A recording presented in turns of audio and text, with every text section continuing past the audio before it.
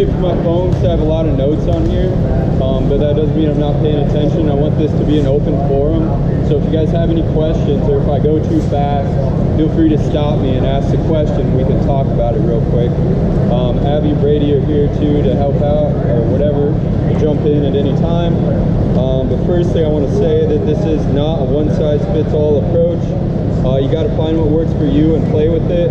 I'm not going to talk about opinion. These are facts based on scholarly articles, research studies, textbooks, and also I extend this to Abby and Brady. I reserve the right to change my information on something new that comes to light or if I misspeak.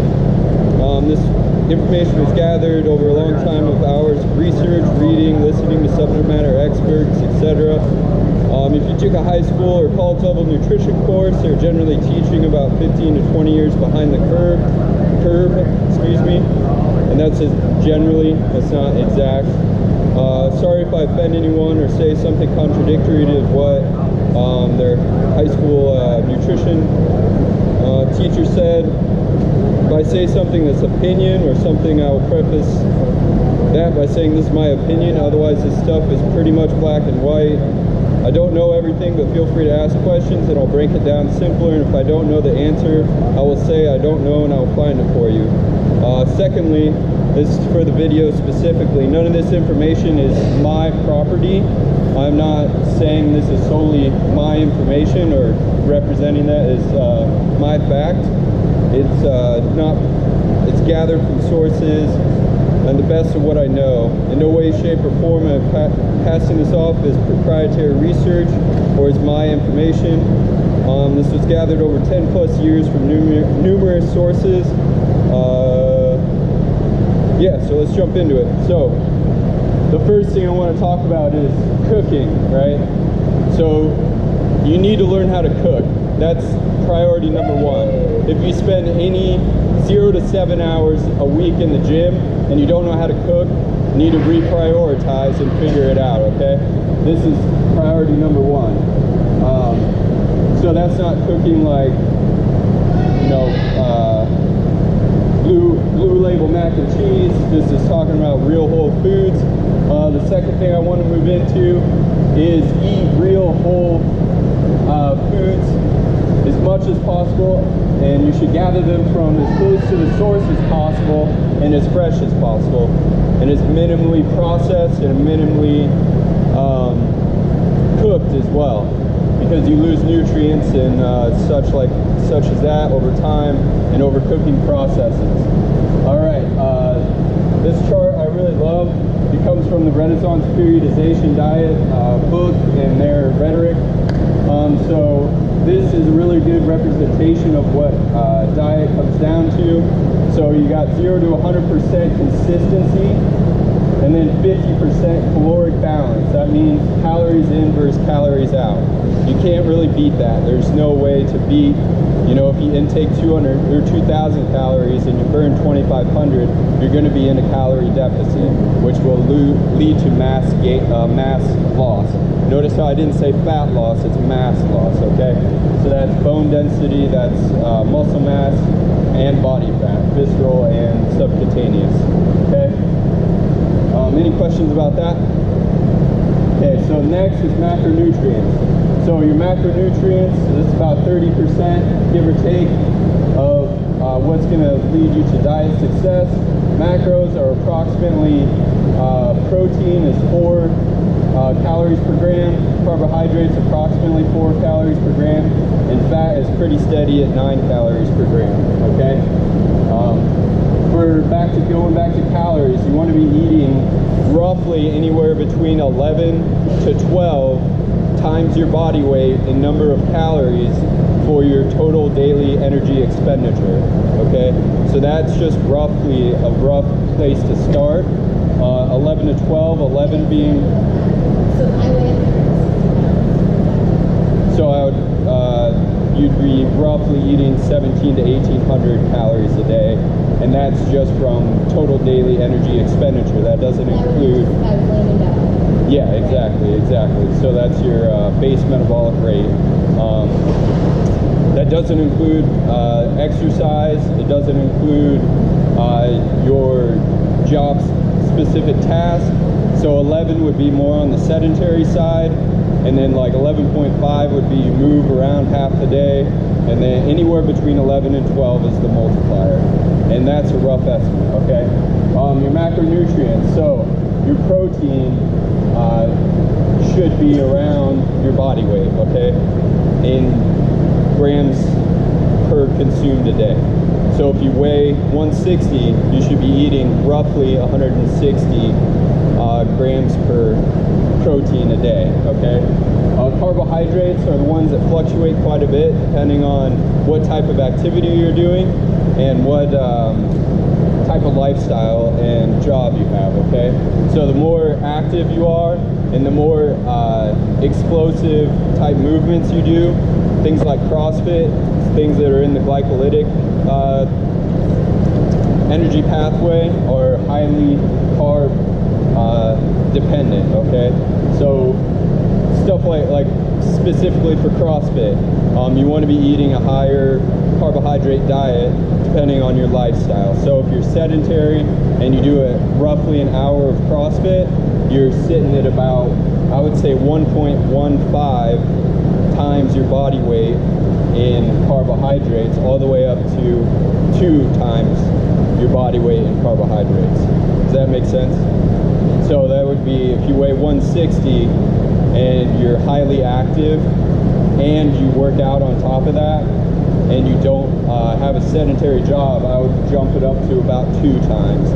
So that would be what, 320 carbohydrates a day, grams of carbs a day. Fat is very high calorie per gram. For like carbs, what's a good source? So I'll get into food sources here in a little bit. Okay, but that's a good question. Fat is highly dense or highly caloric. Has a high amount of calories per gram. Okay, it's sitting at 9. Now, if you're doing more stuff like aerobic activity, that's when you need more fat. That's when you need more fat, because that's a substrate that's being burned when you do highly aerobic activities. So walking around, like right now, just moving around at a little bit higher than normal rate, I am expending or using fat as a substrate. Okay, the bare minimum amount of fat that your body needs to function is roughly 0.4 times your body weight in grams of fat per day. Okay, so if I were to set up a CrossFitter on a diet, I would say body weight in grams of protein, roughly 1.25 to start with grams of carbohydrates per pound of body weight, and 0.4 grams of fat per day. Does that make sense? And that's where I'd start out. The main reason you need fat in your diet is for hormone balance in your body, to maintain hormone balance, and also for brain function. The other thing about fat is if you're doing highly aerobic activity. So if you're doing CrossFit and highly aerobic stuff such as running, marathons, training for a triathlon, stuff like that, you're going to need a moderate to high carbohydrate and also a moderate fat intake to sustain your activity. Okay? Is there any questions about that? When you say fat though, you're not talking like McDonald's French fries, they're just loaded. Loaded with fat. No, it'll be, so we'll get more into that later on too. Like healthy fats, nuts, oils, seeds, avocado, things like that. So this is the premise, this is the baseline. Eat whole real foods as close to the source as possible that are fresh. So that's where you want your fats to come from. The next thing on the hierarchy is nutrient timing. So this is highly dependent on your activity level and also highly dependent on when you work out. Okay, so when it says nutrient timing, that means you're intaking more carbohydrates around your workout time frame and reducing the fat. The protein should stay level throughout the day, and we'll get more into that later, but that's what nutrient timing means. So if it were on a spectrum, 2 hours before and 2 hours after your workout should be your higher carb meals and your lower fat meals, and vice versa. So the farther away you get from your workouts, the workouts like CrossFit and stuff like that, there should be less fat. Another thing with nutrient timing is once again, in that 4 hour period, on either side, 2 hours on either side of your workout, you should be under 10 grams of fat per meal. Does that make sense? Because fat slows down digestion rates and doesn't allow your body to fuel itself by carbohydrates turning into muscle glycogen and fueling your workouts, okay? And it's also gonna... That's why we stay away from fat around our workouts, because it's gonna slow down the stuff getting to your muscles. So peanut butter before your workout or after your workout, it's just straight up not a good. So yeah, that's why we do that. That's why I do. Yeah, exactly like I was saying. And I apologize if I missed stuff. That's why we're all three here. If you guys have any questions, once again. The next thing is food composition. Now you could argue this one a little bit, being 5%. So that's where this comes in, whole real foods as close to the source as possible. So if you're eating whole real foods, they say it accounts for approximately 5% of the total diet, okay?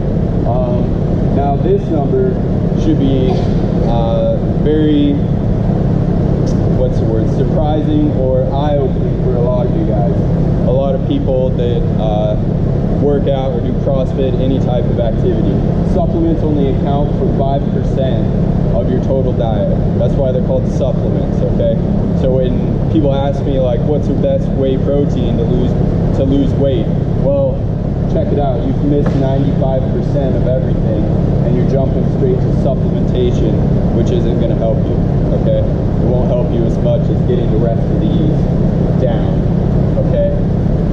So that's supplements. I'll go deeper into supplements in a little bit. Fiber is another. It falls into the carbohydrate category because of its, I believe because of its chemical makeup. However, it doesn't provide calories because it is not processed by the body. It just shuttles through the body. Now you need roughly 25 to 40 grams minimum of fiber a day to have a healthy balance and healthy digestion rates and stuff like that. Yeah, exactly. The next thing I want to jump into is the whole real foods as close to the source as possible and as fresh as possible. So your carbohydrate sources should come from whole grains, stuff like potatoes, legumes. Sweet potatoes are my all-time favorite. Quinoa, ancient grains, stuff like that, okay? So those are your best sources of carbohydrates. If you can think of anything else, just throw it out there and ask me. Fruit is very good pre and post because it's high fructose, okay? I've always heard that. It has fiber. Wheat grains are better. Well, it's, yeah, definitely not. Yeah. Great fructose, but yeah. No, you get a lot of that. Like, you see more grain, you see more sweet potatoes and white rice than fruit. Yeah, probably, yeah, because fruit is going to boost your, insulin, which we'll get into hormones in a little bit. But yeah, fruit is just high sugar content. It's not as good of a fuel for Yeah, exactly. Yep. And it also has a decent amount of fiber. So as far as vegetables go, greens and stuff like that, you should try and eat the rainbow in vegetables, okay? You want to eat as many different types of vegetables, and that's for micronutrient content. Things like your vitamins and minerals, vitamin D, minerals like calcium and stuff like that, okay? So try and eat the rainbow and get as much variety in there as you possibly can. Next is lean meats. That's your proteins. So that's stuff like chicken, lean cuts of beef, fish, etc. So that's where you want to get your primary amount of protein from, is lean meats.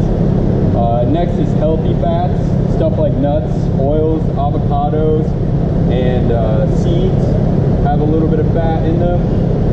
Oils are highly controversial because of stuff like vegetable oil and what's the other one I'm blanking on? Vegetable oil and, well, it doesn't matter. I like avocado oil and olive oil. What's that? Rapeseed oil. Yeah, rapeseed oil is the other name for it. It's canola oil. Yeah, I like coconut oil is also a good one. The thing you got to be careful with in the oil department is how you cook your foods in said oil. They all have different temperatures of combustion or burning temperatures. So if you cook, you can look it up on the internet, but you don't want to. There's different heat levels for different levels of vegetables and meat and such that you want to cook. Okay, so it's all going to be different. You can look that up online. So like avocado oil is, I believe, low heat or actually high heat. Yeah, it's high heat. Olive oil is low heat, and it all goes in the middle there. So flash point. Yeah, flash point. Thank you. So I would avoid anything that has trans fat and any vegetable oil or canola oil somewhere on the list of not very good. So stay away from oils like that. Now, even like with canola oil, even cooking with it's not. What's that? Even cooking with it's not so good. I wouldn't recommend it. No, personally, no, not canola or vegetable. Okay, because vegetable is a processed oil. It's man-made, basically. So this is more or less what your plate should look like most of the time. So you have your meat here. It's not round, obviously, but it's not easy to draw a round plate. But your grains should be about this much a portion of your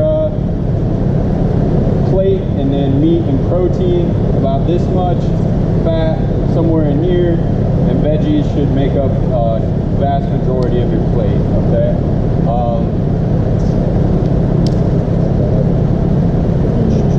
Next, we could go into meal preparation, which I think Abby wants to hit on, but we can go over hydration real quick, because that's a huge point of contention for a lot of folks and a lot of gym goers. Anywhere from 2 quarts to 1.25 gallons is plenty. So if your urine is clear, you're probably pretty well hydrated. Now, the thing that a lot of people miss is they carry around those gallon water jugs trying to stay hydrated. Well, basically what they're doing over time is they're in a constant state of dehydration because they forgot the electrolyte piece. Okay, so they're missing, if they stop drinking that much water every single day, they're going to actually be dehydrated. Okay, so I like roughly every 32 ounces of water, you should get a pinch of sea salt or some sort of electrolyte in there. I really like Himalayan pink salt. That's a good one. But sea salt is the primary one I would go with. Not your regular table salt. That has a lot of iodine in it. So I would avoid that as far as hydration goes. Is there any questions up to this point or anything? No? Okay. I know I went over that pretty fast. There's a lot of stuff I want to talk about, so that's why I'm kind of rushing through this, and I didn't do like a rundown before this, so I apologize for that.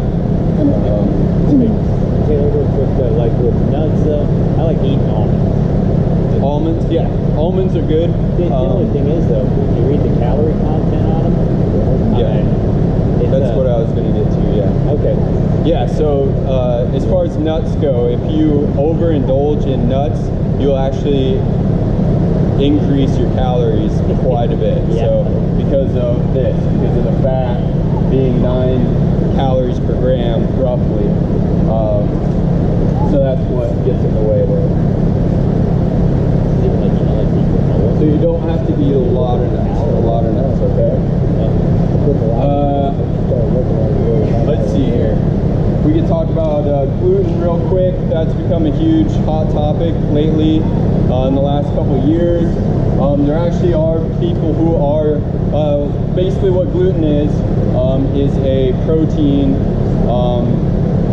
made in grains, and it increases when it's processed. The gluten content increases as grains are processed, and people are actually gluten intolerant, and you can not intake gluten and you won't be as inflamed and stuff like that. The other thing about gluten is you can actually make yourself gluten intolerant by eliminating gluten from your diet and then reintroducing it very rapidly. So that's why a lot of people go off of gluten thinking that it'll help them perform better, digestion rates will be better, and their inflammation will be less. But the problem is, if you're not actually gluten intolerant, you just force yourself to be gluten intolerant. So that's kind of how it works anyways. So if you introduce a lot of gluten, all of a sudden, after going without for a long period of time, you're actually going to have some negative side effects, okay? And it's similar to dairy. So if you take dairy out of your diet for too long and then reintroduce it, you know what's going to happen. You're not going to have a good time at all. What would you say the sources of gluten is? The what? Grains. Grains? Yeah, grains, and then it increases by the processing of grains. The next thing is we have a vegetarianism, okay? That's you got to be careful with that, okay? You got to get all your amino acids and the amino acid profile of your proteins has to be sufficient. So there's 9 essential amino acids, the main ones being leucine and isoleucine. So you want to get that. If you are going to try this route, I'd recommend a lot of soy and a supplementation of some kind to get all of your proteins. Fat loss supplements are pretty much pointless. They're just expensive pills with a lot of proprietary blends of who knows what. Generally, they're just really high in caffeine and make you feel invigorated. And caffeine is actually a proven weight loss supplement. But as far as like your stuff you buy at GNC and things, I'd stay away from it. It's just expensive stuff. Meal frequency. So there's a lot of different controversy on that as well. I recommend anywhere from 3 to 4 meals a day to get all your macro and micronutrients and calories in. There's been no scientific research or studies or anything that have proven that up to 8 meals a day keeps your digestion rates higher or anything like that. The only reason I would see to eat 8 meals a day is to increase your calories. So that's why it's pretty common in the bodybuilder world. And that goes with digestion rates and stuff like that. There was a common theme that thought process that protein could only be digested in roughly 25 to 35 grams at a time. That's actually not really true, because if you intake, you know, like I just ate probably about 8 ounces, 6 to 8 ounces of steak, just because I took in that amount of food, and that's high amounts of protein, doesn't mean that it's just going to use 35 grams of it and then the rest is going to go to waste. Your digestion is just going to slow down. It's going to stay in your stomach or upper intestine until it needs to be digested properly. Okay. Abby, did you want to go into meal prep or anything like that? Just a little bit real quick. Okay, yeah. So, you see all this crap on Instagram and stuff.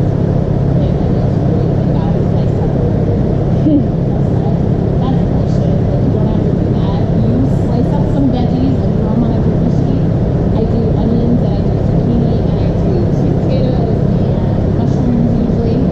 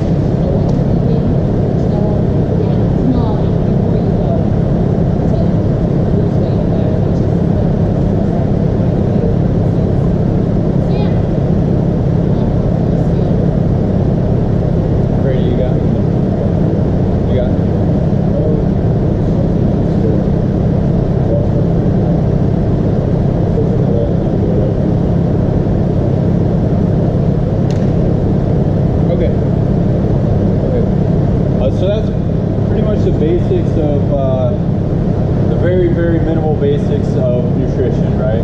You got what you should eat, what Abby went over, calories, macros, nutrient timing, food composition, and supplements. And then I was going to go into, so if that's all you guys kind of wanted, like I said in the beginning, feel free to come and go as you please or whatever, but I'm going to go into more of the fad diets, stuff that you may not know, just things like that. So firstly, oh yeah,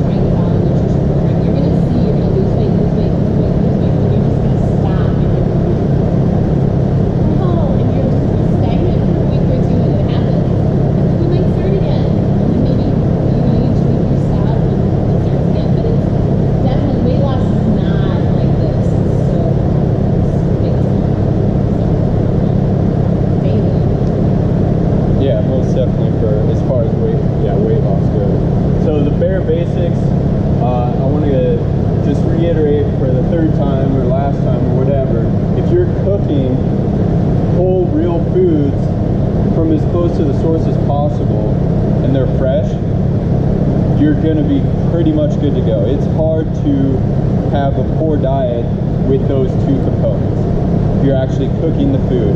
Now, when you start throwing in fast food, stuff from the inner aisles of the grocery store, you know, you want to stay to the outside. I don't know if you guys have heard that before. That's the bare basics of a good nutrition plan.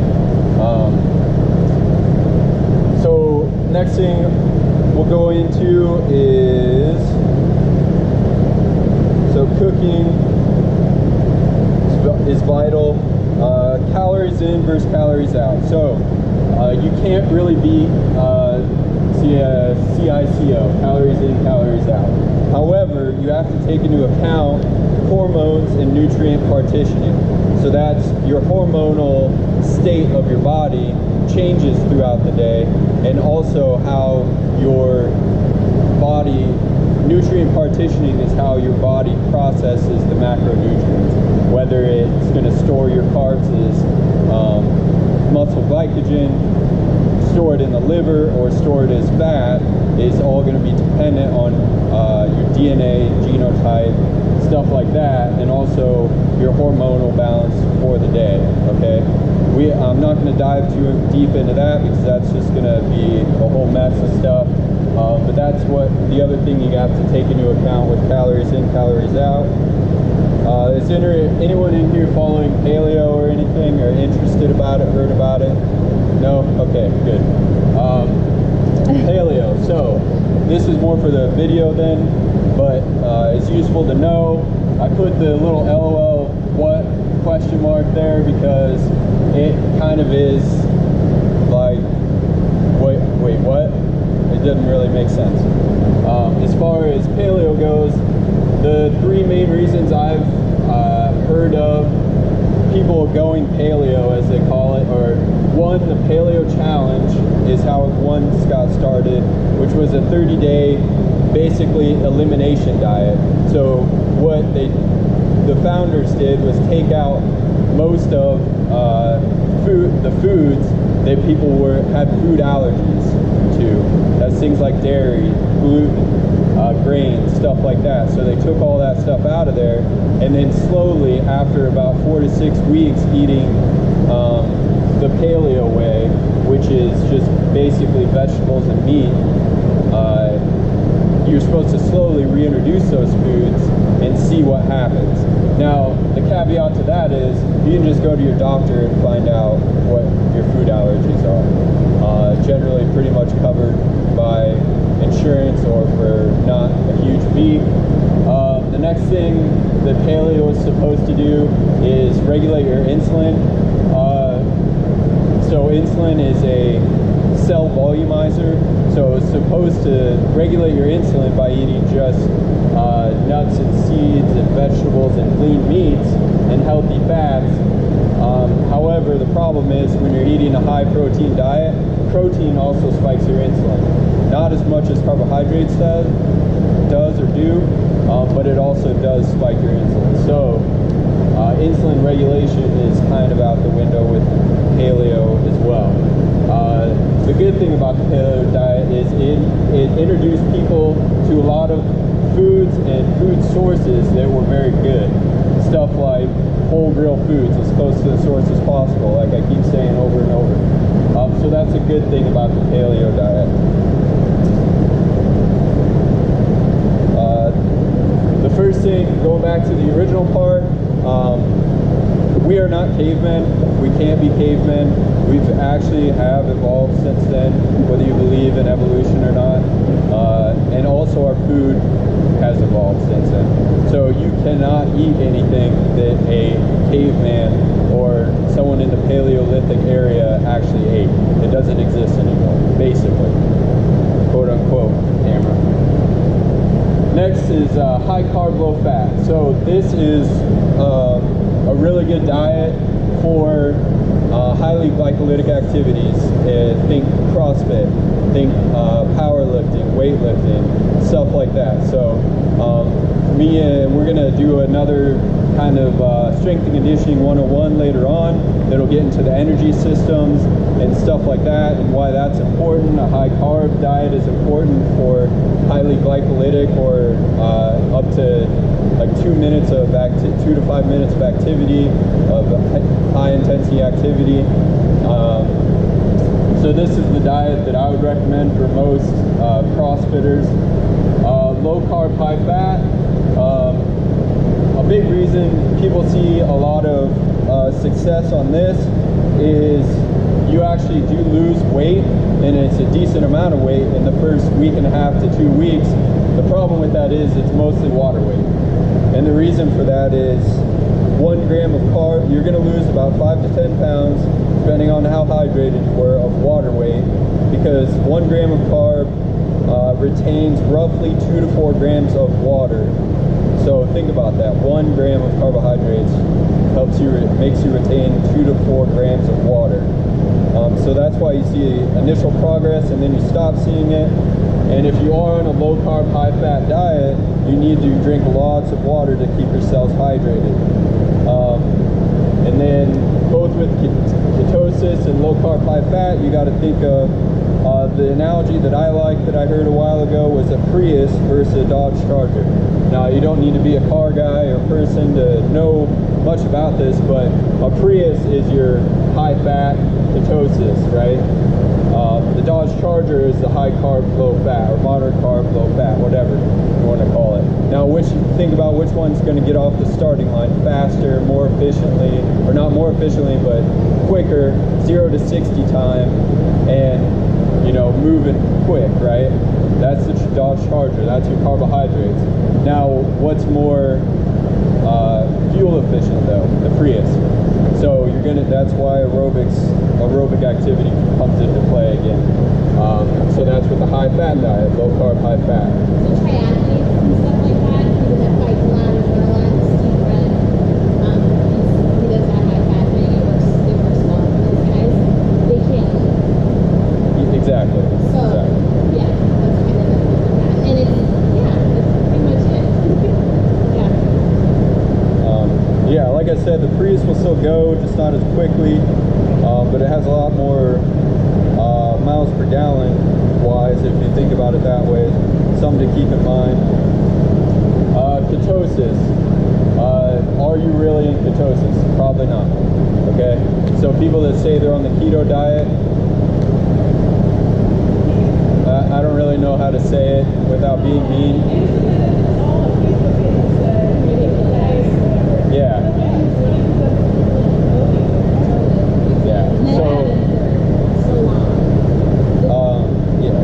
What is it? What's a keto diet? So I'll explain it real quick. So it's a very low carb diet.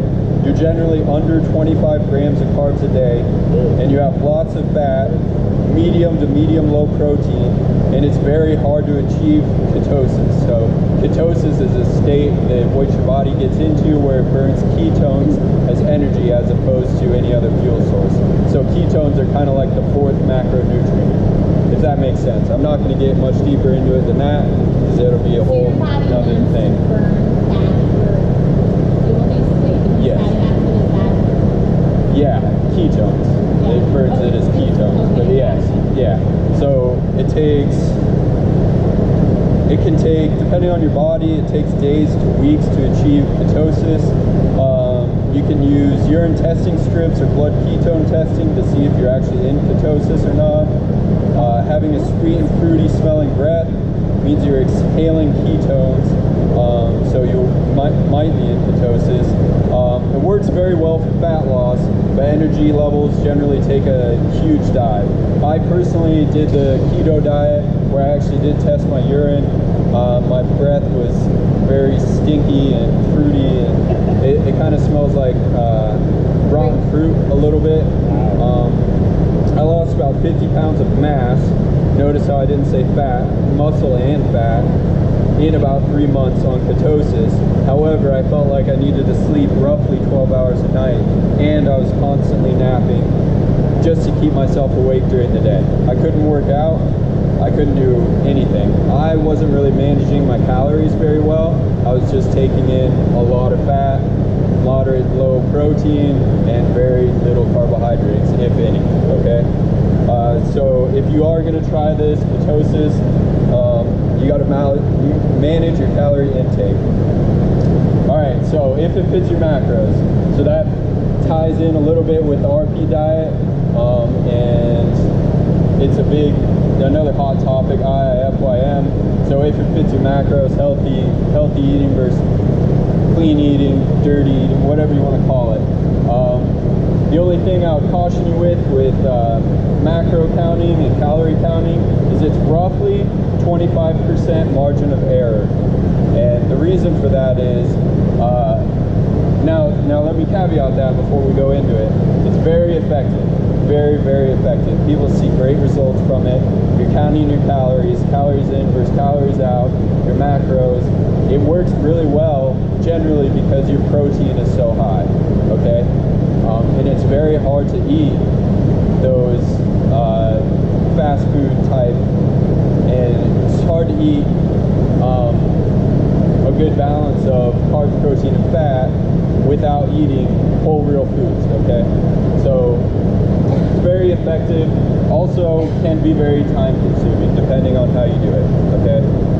But the 25% margin of error comes in, if we go back to the macros here, protein, if you recall, I said it's roughly 4 calories per gram. It's somewhere actually between 3.8 and 4.1-ish calories per gram, and that was done when found out a long, long time ago. This is like 1897 when they did this study. So the scientists basically rounded to the nearest whole number.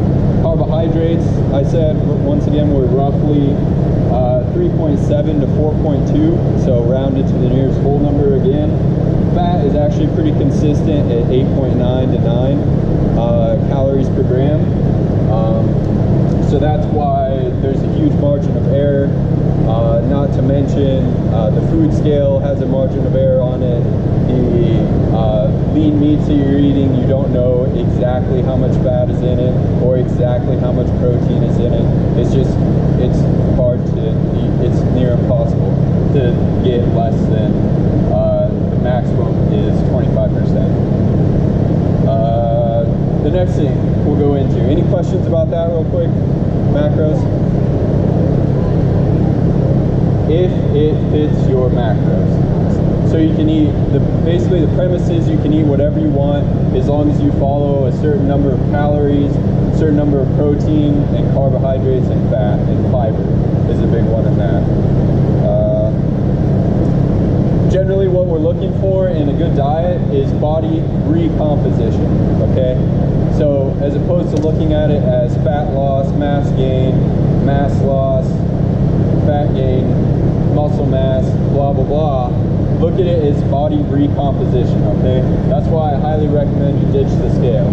Just like Abby was saying, if I were to chart out a weight loss or weight mass loss, mass gain chart, it's very, very up and down. It has a lot of peaks and valleys, both going down and both going up.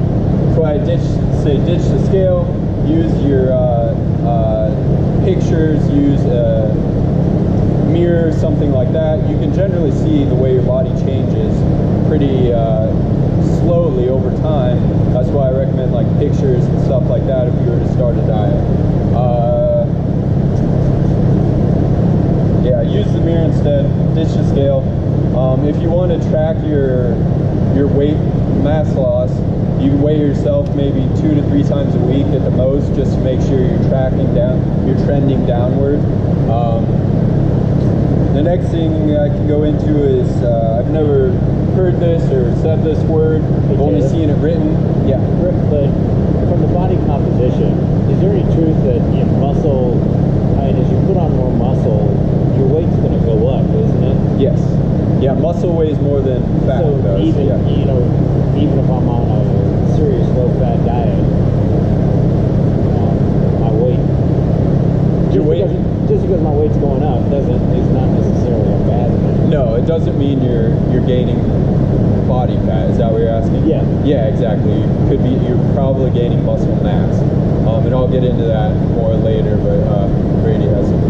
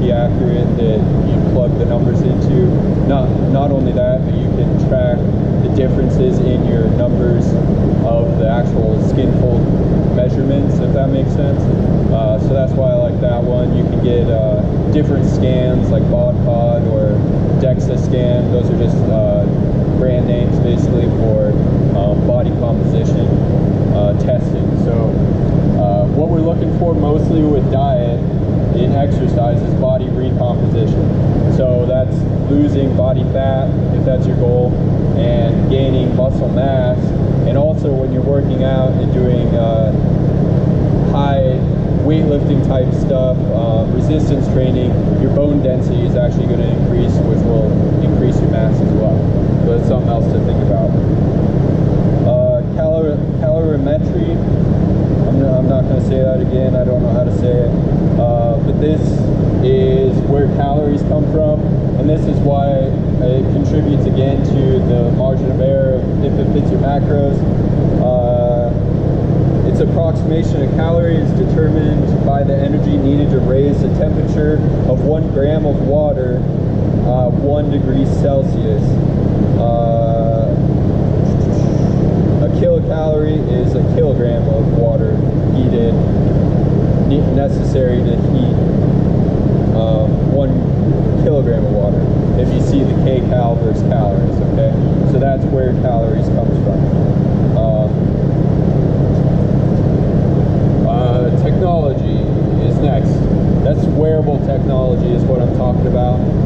Fitbits, your other fitness trackers and stuff like that, they have roughly a 10% margin of error at very best, okay?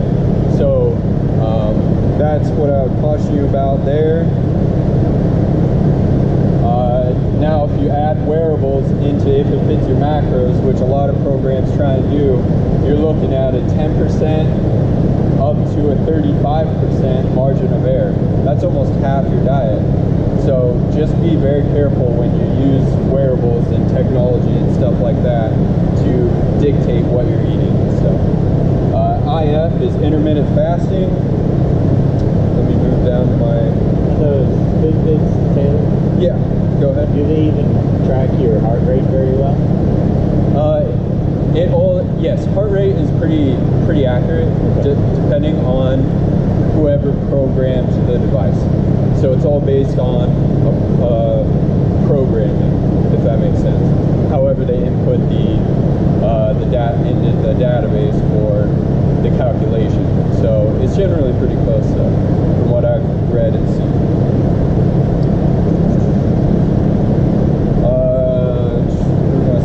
Intermittent fasting.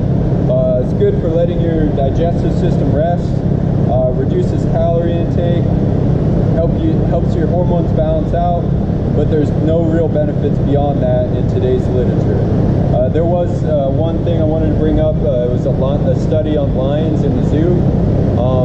They used to feed lions like they fed humans 3 times a day, and then they've come to find out that these lions were highly malnourished, right? Well, what was happening was they weren't actually absorbing all that food. So what they did was fed them the same amount in one day instead of over 3 separate meals a day. They fed them that all at once and made them fast for the rest of the time. And the lions actually benefited from that. So we're not lions, I understand that, but we are kind of hunter-gatherer type humanoids, okay? So that's why intermittent fasting is kind of good, because it takes an eating window. So you fast for sometimes up to 16 hours and you eat for 8 hours, and then that allows your digestive system to filter all that food and all that stuff. It makes it good to go. It reduces your calorie intake because it's harder to eat as many calories in 8 hours as you would in 14 hours, say. Very low calorie diets, okay? This is what Abby was talking about when she said you reduce your calories too much. You got to be very careful with very low calorie diets. They raise cortisol levels, which increases fat storage from all food sources. Kind of how that works anyways is it raises cortisol over time. It slows down your metabolism because you're not intaking as much calories, shuts off processes, and slows hormone production. And if you get too low on calories, it'll shut off processes that aren't necessary for survival, such as your libido and testosterone production. Does everyone know what I mean when I say libido? And okay, that's how you know you're not eating enough calories. If you start, your libido takes a dive, okay? I already went over hydration. Water doesn't have calories. Contrary to popular belief, you will not actually feel more energized from water. In fact, it actually takes about, I don't have it in my note, but you actually burn calories through the process of osmosis and drinking water. The reason you feel more energized when you're more hydrated is your cells are hydrated and your processes are actually working better. That's why you feel more energized from water.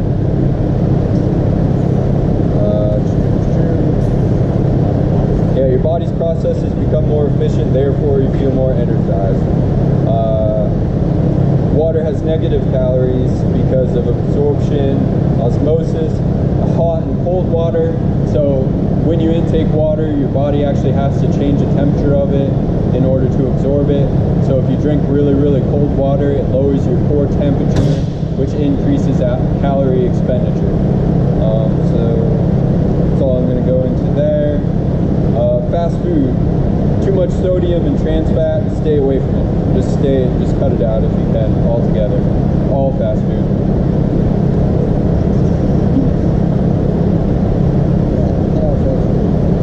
So the digestion rates of food, fat slows down digestion, food stays in the stomach and still needs to digest it. Whole food stay in the stomach until it needs to be digested. 16-ounce steak, you metabolize what you can, but the rest will remain in the stomach or work slowly through the digestive tract, and very little will be discarded as waste. So think about that. If us as human beings could only take in, 3 ounces of protein at a time, and the rest went to waste, we probably wouldn't be here as a human race anymore. Okay, we probably would have died off by now. The caveat to that being fast digesting protein shakes, such as your whey concentrate and whey isolate.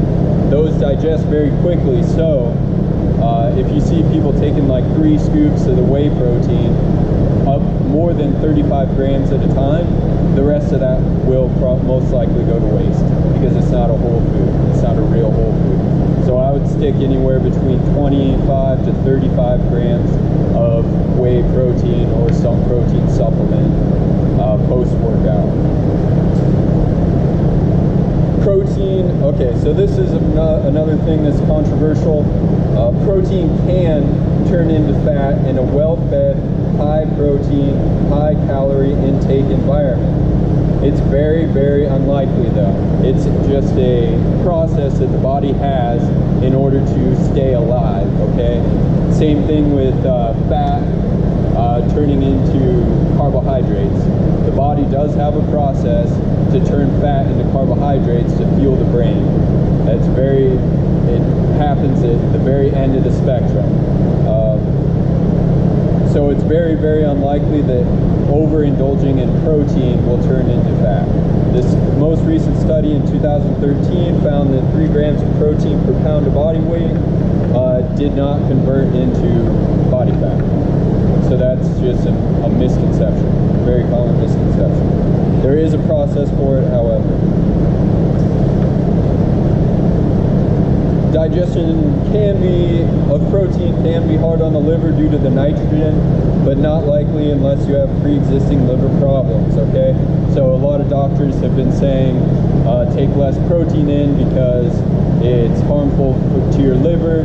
Unless you have pre-existing liver problems, it's not very likely that that's going to be the case, okay?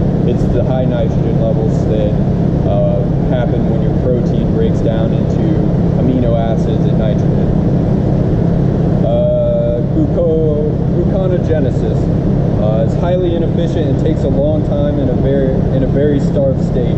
So that's how fat turns into carbohydrates. Gluconeogenesis, okay? Same thing with the protein turned it into body fat. That was another reason paleo got a big following, was because they say, oh, your fat will just fuel your brain, fuel your body. Well, it's a very, very tough process for the body to actually do. Fat is good for hormones and highly aerobic activities. Gut health. Another thing I want to touch on is gut health. You need to eat fermented foods and probiotics and stay away from antibiotics, okay? Doctors are actually prescribing less antibiotics nowadays because they found that your gut health is highly dependent, or is highly attributable to good nutrition and performance and body composition, stuff like that. So you need to have very good gut health in order to have a good diet. And to maintain gut health, you have to eat fermented foods, stuff like kombucha, kavita, sauerkraut. What's that? Pickles, yeah, it's fermented, yes. So yeah, pickles. Oh, beer. Yeah, SCOBY. Yeah, you can make your own kombucha. I used to brew my own. It's drink it every day. It's a fermented tea. Kefir. Yep. The other one that just fermented foods. You can look it up online. All right. For fat loss, there's 3 basic main effective ways for fat loss: long aerobic activity at higher heart rates, high intensity interval resistance training, because it burns calories, and because of a thing called EPOC. So that's why CrossFit is so effective for fat loss.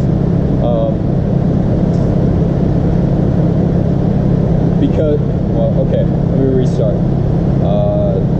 CrossFit is so good for fat loss because of its high intensity interval resistance training. Not only does it burn high amounts of calories, it also starts a process called EPOC. EPOC is excessive post-exercise oxygen consumption. That's where your body actually increases you go into an aerobic state post-exercise to regenerate and recover from high-intensity workouts. So that's why a 12-minute Metcon is just as effective, if not more, than say 60 minutes on the bike for a very like 50% max heart rate. That's why it's very highly effective. CrossFit is highly effective for that. You actually burn fat while you sleep, reduce your EPOC. Muscle gain. So another effective way is muscle gain, because the more muscle mass you have on, the more calories your body needs to burn to maintain that muscle mass, okay? All right, the next one I want to go into is the thermal effect of feeding. So what that is what the amount of calories necessary to burn and use the macronutrients that you intake, okay? So the thermal effect of feeding is, like I said, the calories it takes to turn macronutrients into usable fuel sources and usable substrates and usable recovery aids such as protein to rebuild muscle. High protein diets are very effective because of thermal effect of feeding. Anywhere from 20 to 30% of the amount of calories of protein that you intake is used to break that protein down. Does that make sense to everybody? So if you intake 100 calories worth of protein, anywhere from 20 to 30 of those calories are going to be burned just to use that protein. Fat is somewhere between 0 and 3% amount of calories, and then carbs is 5 to 10%. That's why high protein diets are so important, and whole unprocessed foods burn more energy when digested than processed foods. Up to 9% more calories are burned when you eat whole real foods as opposed to processed foods. Does that make sense, everybody? Okay. All right, the big one that I get a lot of questions about, alcohol consumption. Alcohol has 7 grams of, okay, how do I want to start this? 7 calories per gram of alcohol, so it's it's calorically dense, but it has no nutrients in it. Does that make sense? Also, it's a poison. It stops and or slows down processes in the body until the poison is cleared from the body, and it also can deplete your body of nutrients. Now, if there was a perfect fat loss supplement, the opposite of a fat loss supplement is a mass gain supplement. That's called beer, okay? 7 calories per gram of alcohol, and it's nothing good for you. Now, if you do want to drink, some alcohols are more nutritious, quote unquote, than others. Dark red wine without the preservatives or added sugar is okay, kind of. Tequila made from blue agave is supposed to be better as well, kind of.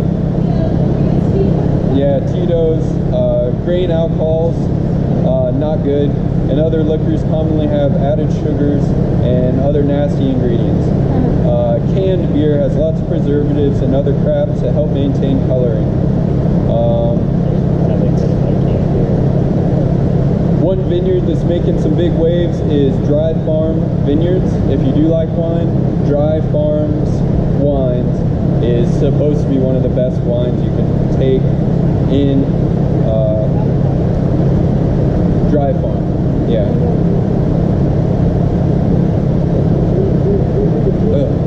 Alright, next we'll move into recovery nutrition.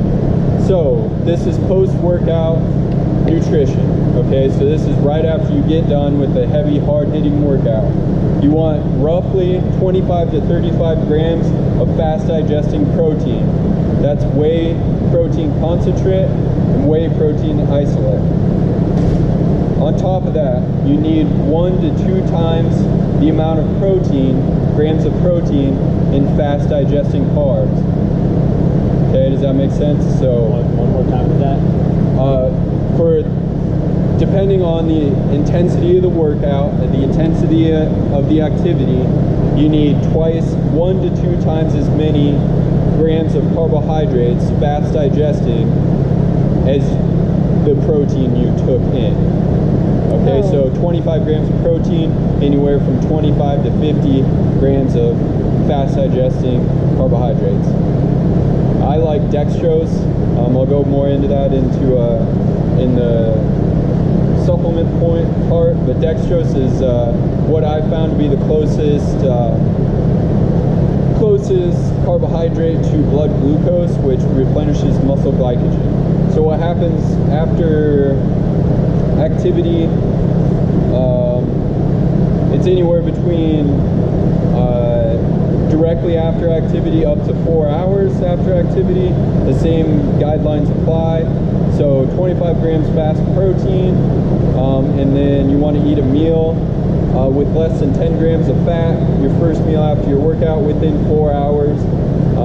Increase carbs, decrease fat leading up to workouts, and vice versa after workout. I already went over that continuum, 2 hours before, 2 hours after. One thing to think about on your rest days, you still need the calories. You still need your total daily energy expenditure of calories. However, you don't need as many carbs because you're not working out. And you also may not need as much calories, okay? So on your rest days, you decrease your carbs and increase your fat to get your calories in. Does that make sense to everybody? Okay. And we can go over like meal plans and stuff like that later on, if you just shoot me a message or something. But basically you want to think of carbs as a way to fuel your workouts.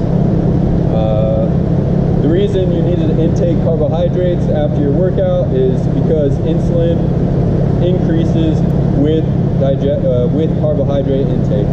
So insulin is a cell volumizer, and you need insulin to shuttle nutrients into your muscles post-workout.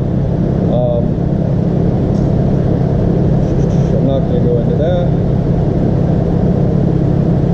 Yeah, so you need insulin. You need an insulin spike in order to shuttle the protein into your muscles to recover, and the carbohydrates into your muscles to be used later as muscle glycogen.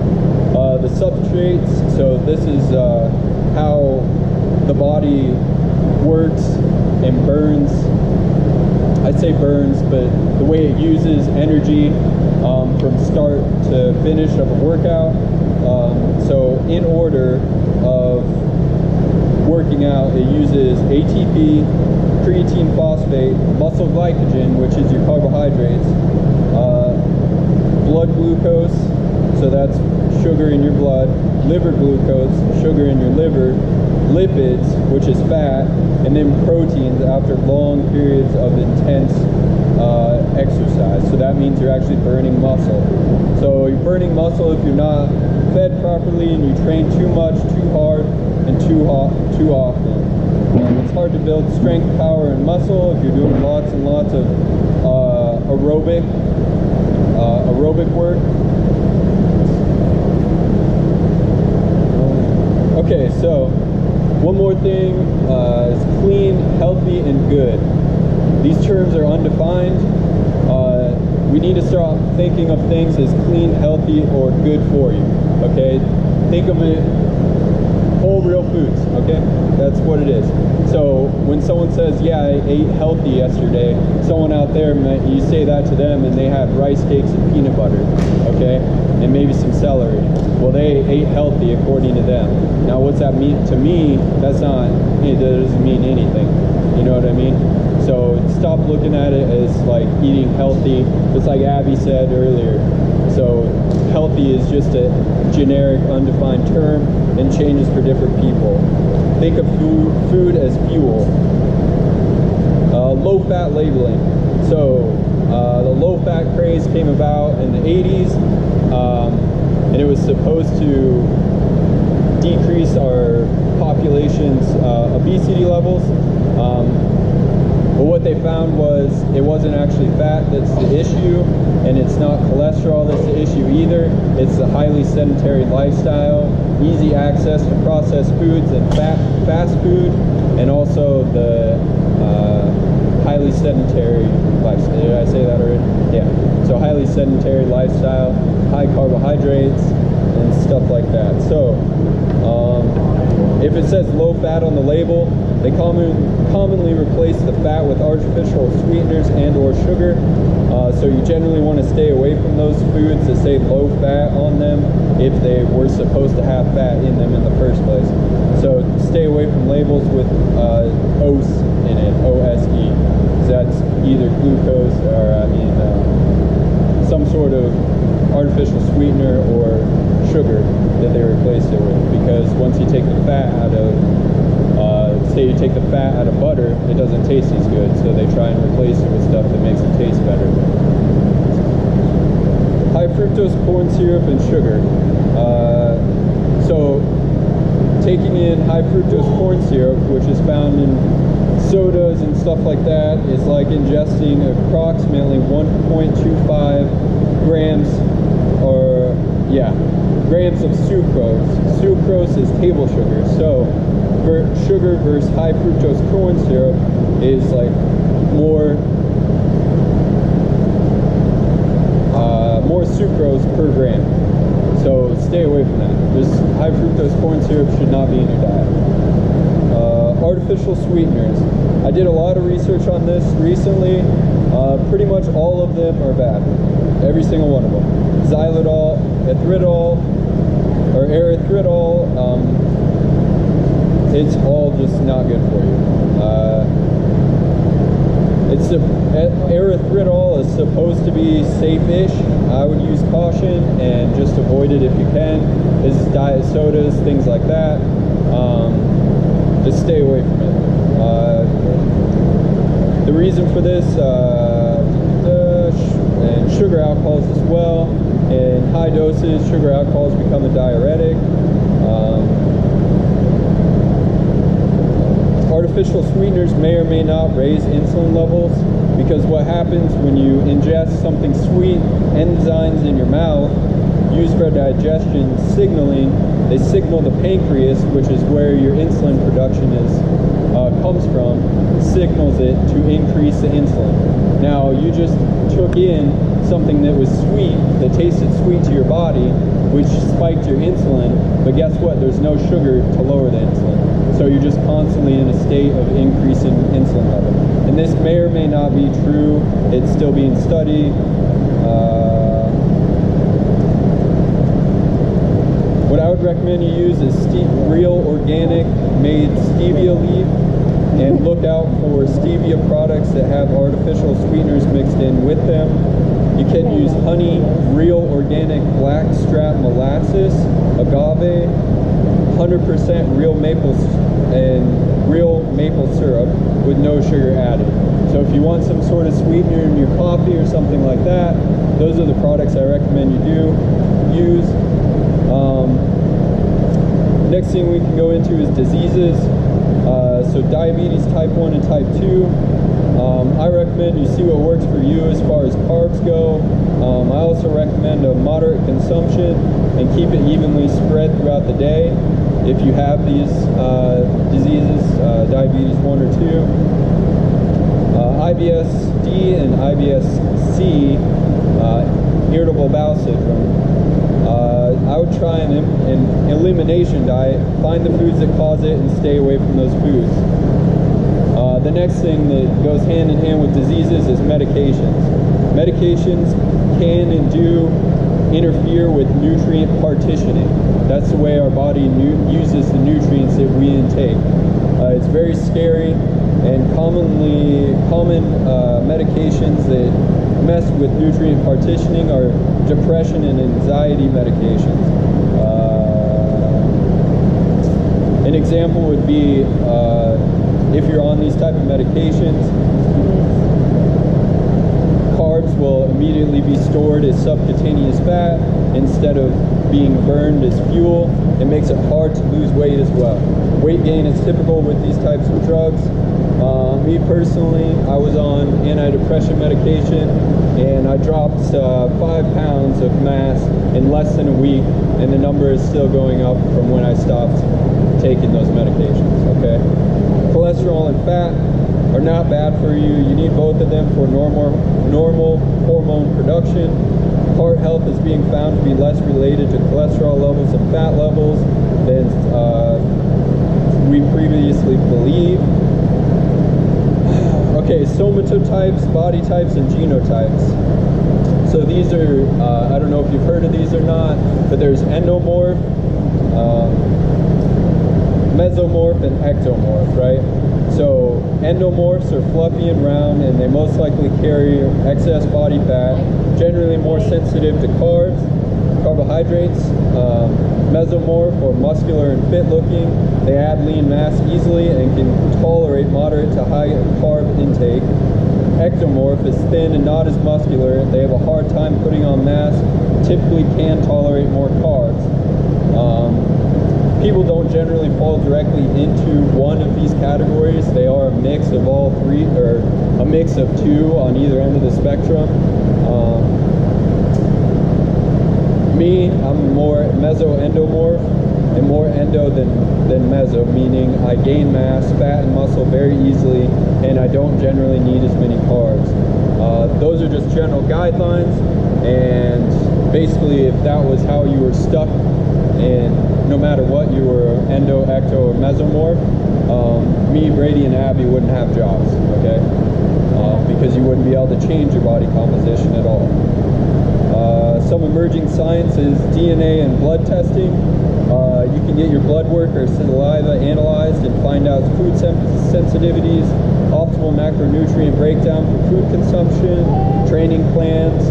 One of the cooler websites I found is fitnessgenes.com. The starting price is $229. I've seen some very cool results with this, but I haven't done it myself. Okay, sleep. Sleep is another big one. I see people come in here all the time, who don't get enough sleep. You need a minimum of 7 to 10 hours minimum for performance, mass gain, and especially weight loss. This can include naps as much as possible. You need to sleep in a dark room with no ambient light. Turn off all electronics. Use a sleep mask if you have to.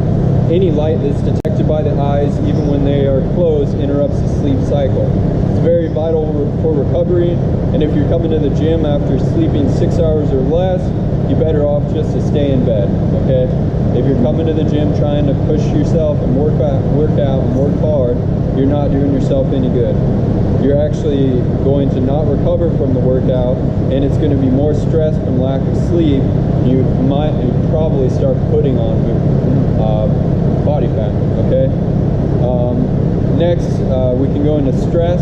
The body doesn't differentiate stress from relationships, work, exercise. It's all registered in the brain as the same. Some stress is good, called eustress, but too much distress or negative, bad stress is bad, like I just said. Stress, although the caveat to that is stress drives adaptation. Okay, so the more stress you have, say from exercise, that's what's going to drive your adaptation and increase performance over time. levels from the workouts, okay? The safest and most effective way of losing weight, of losing fat, is 1 to 2 pounds of mass per week. Otherwise, you're most likely losing muscle or bone mass in long-term calorie restriction diets, especially if you don't exercise, okay? If you're not exercising and you're taking in low amounts of calories, you're probably going to lose weight, but you're going to lose bone mass as well. It's very bad, very bad. Herbs and roots and such, very good for you. You need to eat garlic, leeks, shallots, ginger root, turmeric, which is easy to overdo, fennel, curcumin, cumin, also easy to overdo, beets, chia seeds, and so on and so forth. It's very good for your body, digestion. It's good for a whole balanced diet. Lots of herbs and roots and spices. Body cleanses, they're not effective. Your liver doesn't need help cleansing your body. Sorry about it. Drink water, fuel yourself properly. Those 3-day, 5-day diet cleanses that you see at GNC, they're unnecessary. They're a waste of time. They're a waste of money. Body wraps, on the other hand, are effective. Very effective for about 2 hours or so, because you effectively compress your organs and rearrange them basically to look leaner, okay? So when you put on a body wrap and wrap it super tight, you will be leaner for about 2 hours. And that's because you rearrange all your organs and you push stuff into the places it doesn't belong. Set weight. So your set weight is the body weight that your body is comfortable at.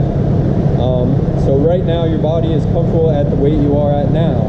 That's why it is very hard to lose or gain weight, and this is also why you can't lose weight year round. I would recommend doing it in about 3 month cycles. So take 3 months, lose weight, and then for 3 months you maintain that weight to set your body's new set weight. Does that make sense? Okay. And then start your weight loss again. That's why people that lose a lot of mass quickly regain the weight so easily, because they don't maintain that weight loss for a set period of time. They don't change their set weight for their body. A lot of what your nutrition is determined by genetics, but unless you're a mutant or you have evolved to a higher form of human, all of this stuff still applies to you as a human. I skipped over some stuff in the beginning that I'm going to go back through, but like I said, you guys can feel free to leave or do whatever, or stay and listen. I'm just taking this mostly for the video. Ask questions still, but I'm just going to go back through and make sure I covered everything. What I forgot to say in the beginning is this conservative number is what I roughly have spent on nutrition, as far as books, courses, online classes, certifications, etc., etc. That's roughly what I've spent. And that doesn't include hours spent reading research papers and studying on my own, blogs, stuff like that.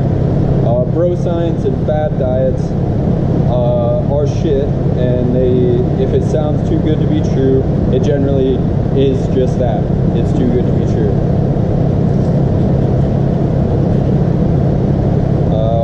Cooking.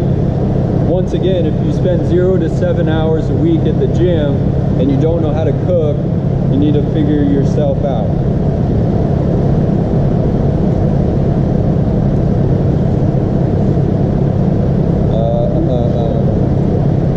Eat real whole foods as close to the source as possible and as fresh as possible for maximum nutrient profile, and as lightly cooked as comfortable, preferably raw, to prevent loss of nutrients in the cooking process, except meat, of course. Low and slow is the rule of thumb for meat. Lots of slow digesting carbs like whole, minimally processed grains. Think Ezekiel bread, white or wild rice. Recent literature shows brown rice has more negatives than positives in the terms of usefulness for whole grains. less benefits than white rice. Sweet potatoes have lots of vitamins and minerals. Some starchy carbs depending on activity level, high activity, high starch. Fiber-rich vegetables, eat the whole thing. When you're talking about vegetables, you got to eat the whole thing, not just parts of the vegetable. Fruit around, except around workouts. So eat fruit except around workouts. Lean protein, free-range chicken, grass-fed beef, venison, healthy fats like eggs, nuts, avocados, good oils, monounsaturated, polyunsaturated, saturated fats from animal meat, and real grass-fed real butter. Margarine, butter substitute, and spray butter should probably have cancer labels on them because I don't know what's in those. They're full of hydrogenated oils. They're man-made.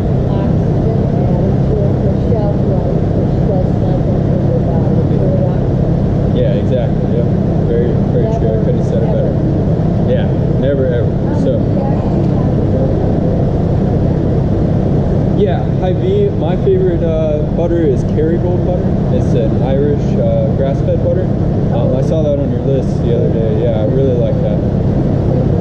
Yeah, it does. It says real grass-fed butter.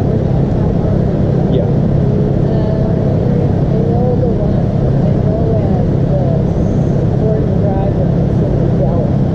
Yeah. I had a hard time finding what's in the dough. Kerrygold. All one word. They make cheeses too. The cheeses are really good too. Yeah.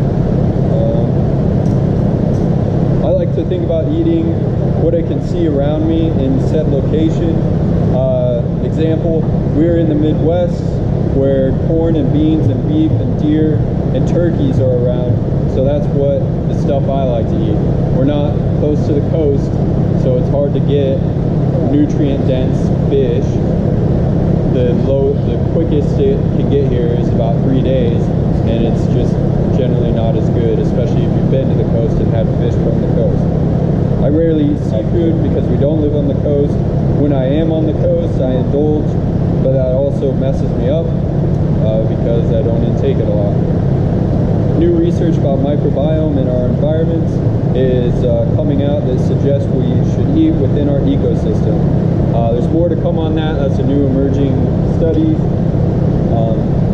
And people are constantly moving and have migrated from different areas of Europe, Asia, etc. So it's kind of it's a new study, but ecosystem, eat within your ecosystem. I think that goes back to that ketogenic thing. The ketogenic diet became famous because of how people around northern coast would eat a ketogenic diet just because that was the cheapest fish, high fats. That's basically what they ate. And it became famous because of that, because none of those people were really obese. You gotta look at how active their lifestyle was. You gotta look at the fact that that's what they ate for how many years, thousands of years. So this whole ketogenic fad doesn't mean it's gonna work for somebody who's been in the tropics their family's been in the tropics for thousands of years. You know what I mean? Or 100 years. Yeah, like Watch out with fads. Yeah. If you look at like, I think they like to be called Inuits up in Alaska. Yeah, they have a very high fat diet, but they've been living that way for thousands of years, okay? Macronutrients and micronutrients for CrossFit. I already went over this, but I'll go over with a deeper level. Calories roughly equals body weight times 11 to 12, depending on activity level for total daily energy expenditure. That does not include workouts. So workouts are anywhere from 200 to 500 calories, depending on how hard and how long you worked out, okay? 1 to 1.25 grams of protein per pound of body weight. And I changed this up, but 1.15 to 2.5 grams of carbs per pound of body weight, and a minimum of 0.4 grams per pound of body weight of fat is a good starting point and you adjust as needed. Preferably alter the carbs up and down, depending on your activity level and what type of activity you're doing. Protein protein shouldn't need to increase, and fat only goes up if you're trying to gain mass or need more satiety if you're feeling hungry constantly. Fiber, 25 to 40 grams a day. Beware of green shakes.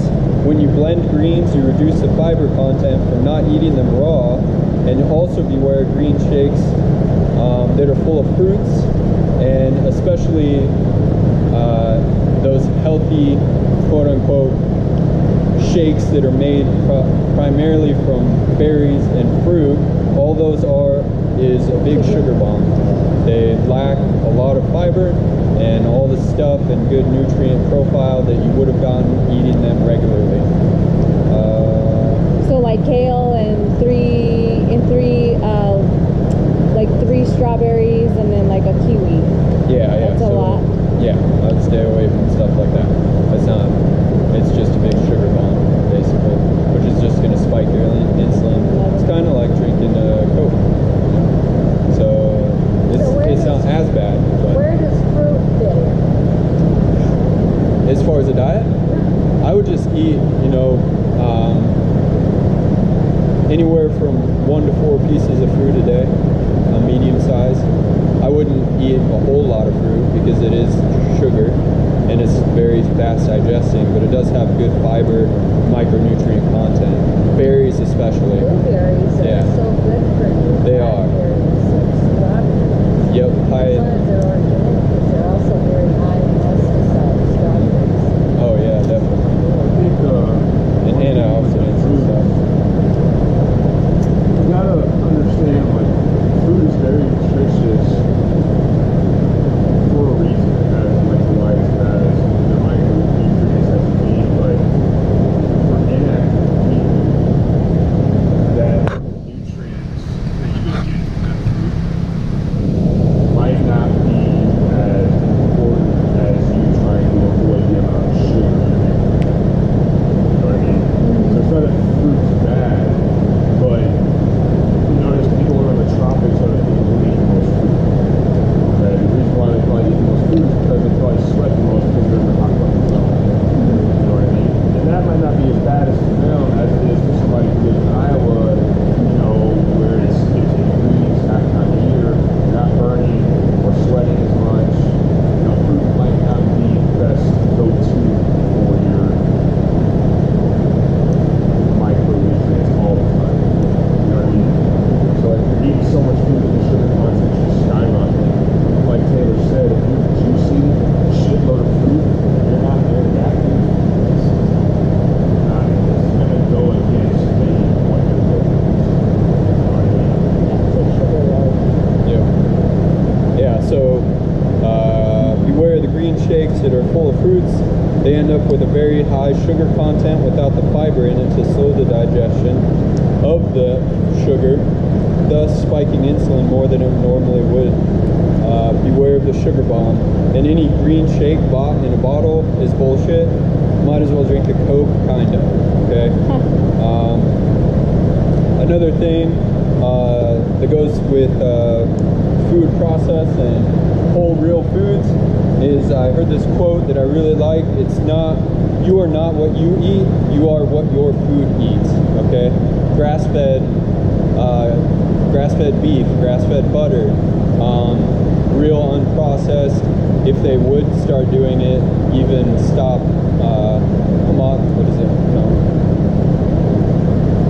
what they do to milk. Homogenize? Yeah. Pasteurize, yes. Pasteurize. So as far as milk goes, I would go with natural, organic, whole milk with the cream on top. That's what actual milk is. What about like almond milk?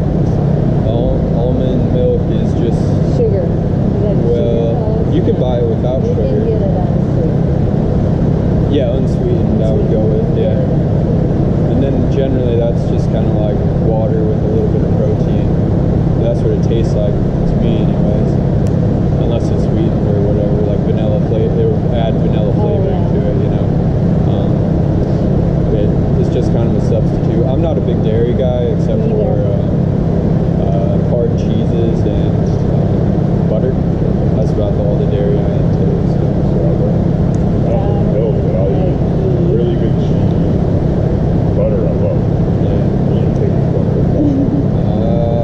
again, processed food, all of them are bad.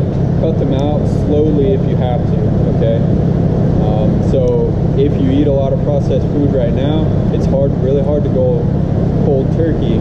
Slowly start cutting that stuff out, especially fast food. Slowly, you know, I'm not a big advocate on going. I am a big advocate on going cold turkey. It's just very difficult to maintain and very difficult to do. Okay, so back to gluten. Gluten is the proteins found in the endosperm of the grains. It's actually a defense mechanism of the grain. So there are intolerance, which is celiac disease, sensitive, which you could be gluten sensitive, or you forced insensitivity. That's what I was talking about with the people. They stop eating gluten all of a sudden, and then they reintroduce it, you know, 6 to 8 weeks later. Then they feel like crap, and then they think it's gluten's fault.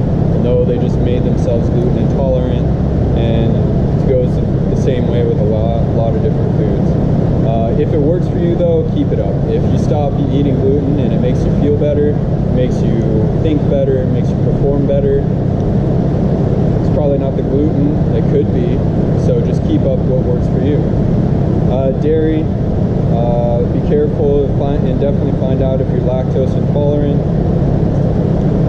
Vegans and vegetarianism is dangerous, okay? Make sure you're getting B vitamins from supplements and all essential amino acids from soy or other plant sources. Supplementation. I really should have went over this before everyone left. But anyways, what works and what doesn't. BCAAs especially. Whey protein is the most anabolic of the supplements, which means mass building. So it's very good for muscle building. I like a mix of isolate and concentrate whey protein, so with an emphasis on isoleucine and leucine. Tried and true supplement is creatine monohydrate.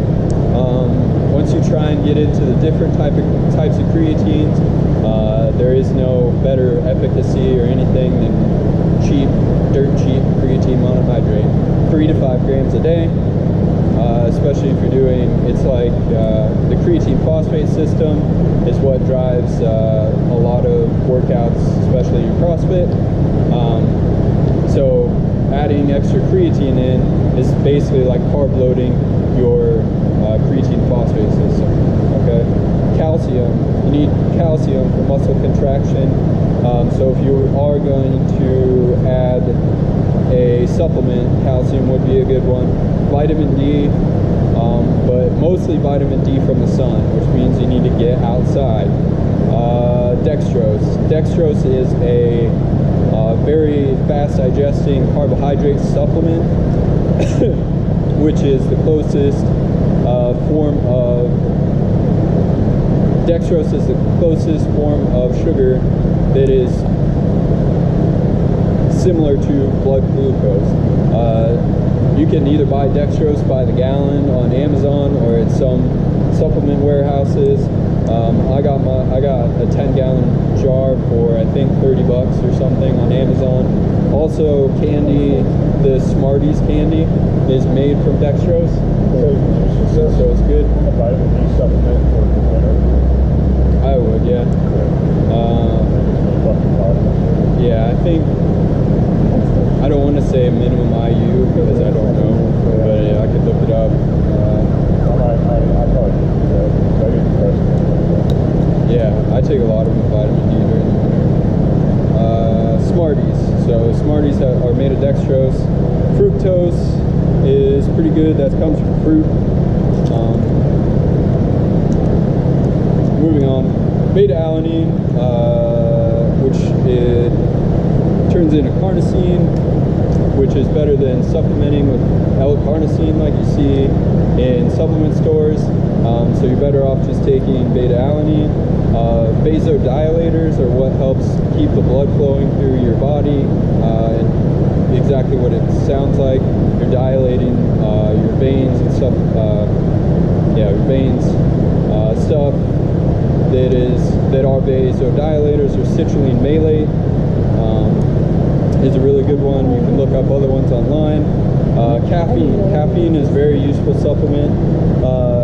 Green tea extract with lots of EGCG, and coffee. Coffee has lots of antioxidants. Anything over 400 milligrams, roughly, turns caffeine into a diuretic, means it starts to dehydrate you. Anything less than 350 to 450 milligrams, it actually doesn't dehydrate you all that much. It's not gonna. So that's why when people always say like less caffeine because you get dehydrated, it's actually not that true. Over 1,000 milligrams is a potentially deadly dose. So be very careful if you're getting that much caffeine, which is very hard to do if consumed in a short period of time. Fish oil. I would recommend you take up to 3 to 6 grams of fish oil a day with a 3 to 2 EPA to DHA ratio. You also need to keep it refrigerated because the fat will go bad on you. Okay, so keep your fish oil refrigerated. The standard American diet, which is what commonly people are on today, is high in omega-6, which is more inflammatory, and omega-3 is anti-inflammatory. That's why you need to balance it out with fish oil from omega-3, anti-inflammatory, and is also proven to help fat loss. For no bullshit information, I go to examine.com, examine.com, and my favorite supplement store is onnit.com, onnit.com. Otherwise, I would recommend you buy the cheapest, most pure form of the supplement itself. Beware of proprietary blends, as they don't show what each individual ingredient level is and can include dangerous and or useless stuff. Fat loss supplements. These are all the craze but do not work. They usually just contain lots of stimulants like caffeine and other useless stuff that hasn't been proven to work, or if it does have some fat burning capability, it is very minimal. The only proven no bullshit fat loss stack is ECA. That stands for ephedra, caffeine, and aspirin. Ephedra can be found on sketchy supplement websites, over-the-counter asthma medications, and is derived from the Hoa Hong leaf plant, or plant leaves. Otherwise, it's illegal to buy. Supplements are not regulated by the FDA, commonly unknown, so you need to be careful. ZMA and casein. Some research is showing it may not be good in supplement form, that is casein protein. If you're worried about it, in supplement form, then get it from whole milk, cottage cheese, etc. ZMA and casein before bed improves recovery, increases muscle mass, and increases free testosterone levels, which will promote protein synthesis, which will keep you anabolic, which means you'll build more muscle mass. Whey and casein are both derived from milk, going back to lactose intolerant. If you are lactose intolerant, you shouldn't be taking whey or casein proteins. It's all derived from milk. Oils, rapeseed / canola, and vegetable oil. Get rid of it. It's banned in most other countries. Actually, there's very few countries that actually allow those types of oils. Olive oil is medium heat, otherwise it turns into free radicals. And trans fat, avocado oil is high heat, coconut oil is low heat. Get rid of trans fat and all fried foods, meal timing around workouts and rest days. All right, meal frequency, 3 to 4 times a day. There's no benefits of eating eight times a day unless you are trying to increase calorie intake. Metabolism is partially hereditary based on size and other factors, with fast or slow. See you later. Thanks for saying. Okay. Some exercisers' metabolism actually gets faster while sleeping. So you can change your metabolism rates with proper fuel intake, and your base metabolic rate. No carbs after 6 p.m. and or before bed is just kind of plain dumb. Metabolism doesn't necessarily slow down when we are sleeping, and some studies have shown it actually increases in highly active individuals.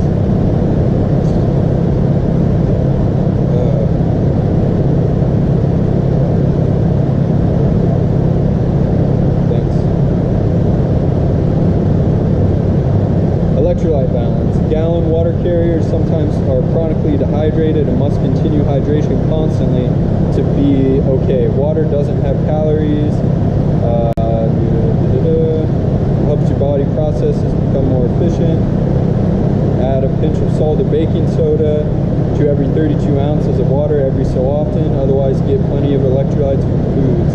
Fast food has too much sodium and trans fat. Stay away from it. I prefer Himalayan pink salt. It is the best form of sodium. Salt. Adding citrusy fruits to your water helps aid digestion. Colder water burns more calories because it lowers internal body temp, and body needs to burn calories to get back to normal temperature. So if you drink large amounts of cold water, you can actually burn more calories, but it's very minimal. Digestion rates of food. Fat slows down digestion. Food stays in stomach until body needs to digest it. You can store/digest more than 25 grams of protein at a time, which was the original premise behind eating 8 times a day, which would make our bodies very inefficient. Whole food can stay in the stomach until it needs to be digested. An example is a 16-ounce steak. You will metabolize what you can, and it will remain in your stomach or work slowly through the digestive tract. Very little will be discarded as waste.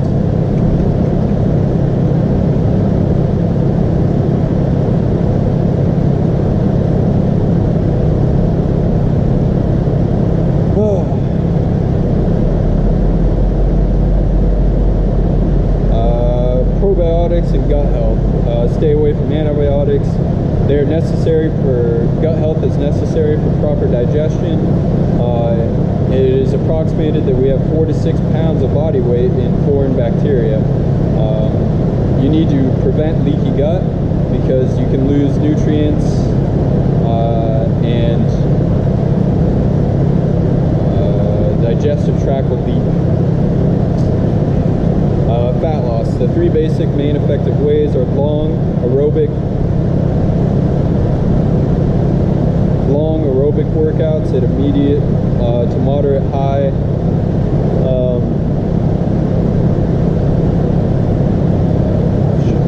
I'm gonna have to edit this.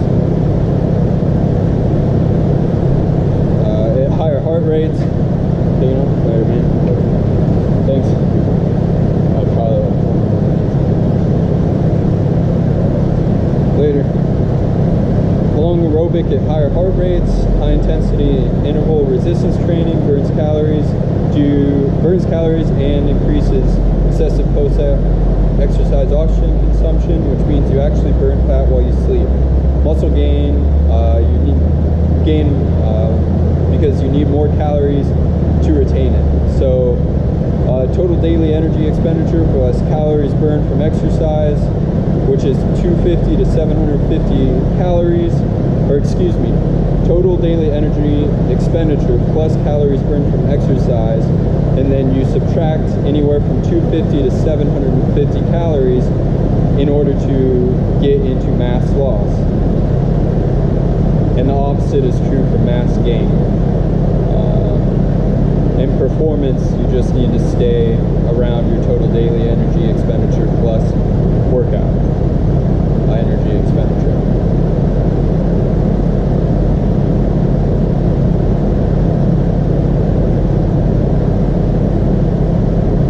Woo.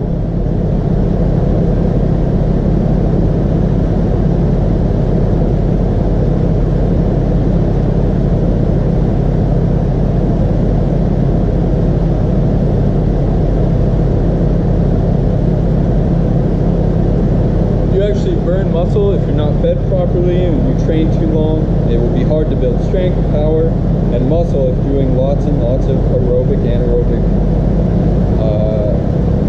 If you're doing lots of aerobic and anaerobic work. To get strong, powerful, muscular, you need less metcons and to do more strength-based work.